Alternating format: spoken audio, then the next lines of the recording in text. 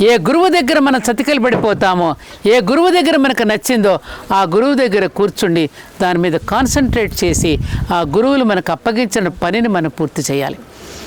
దేవుడు దిగి వస్తే గురువు అనబడతాడు, గురువుకు నమస్కరిస్తే దేవుడు కనపడతాడు. దేవుడు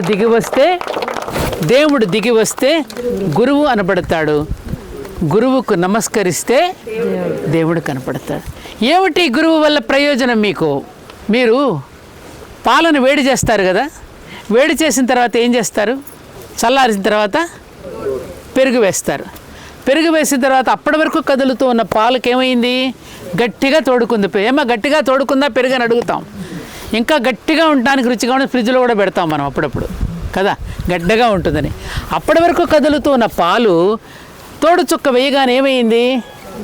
దానికి తోడు దొరకగానే గట్టిపడింది. ఆ తర్వాత ఏం చేస్తున్నాం? కవ్వంతో చిలుకుతున్నాం. చిలికిన తర్వాత ఏమొస్తుంది?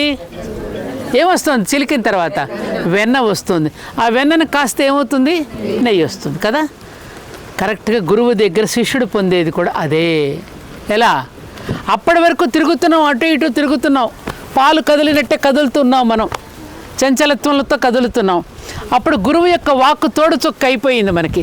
ఆ తోడు చుక్క అవగానే అప్పటి వరకు తిరుగాడుతూ ఉన్నటువంటి మనం, అనేక వ్యసనాల బారి పడిపోయినటువంటి మనం, అనేక దుర్మార్గాల పాల్పడిపోయిన మనం, గురువు యొక్క వాక్కు తోడు చుక్క అయినప్పుడు మన మనసు గట్టిపడుతోంది. మన మనసుకు ఒక నిశ్చలత్వం వచ్చిందా రాదా?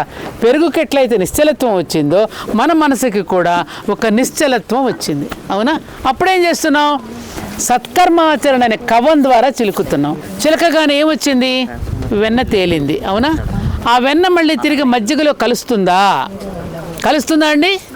ఆ వెన్నను తిరిగి మజ్జిగలో కలపగలరా? కలపలేరు. ఆ వెన్న ఎంత రుచినిస్తోంది మనకి, ఆస్వాదిస్తున్నాం. అది ఇంద్రియ నిగ్రహాన్ని కూడా ఇస్తుంది మనకి.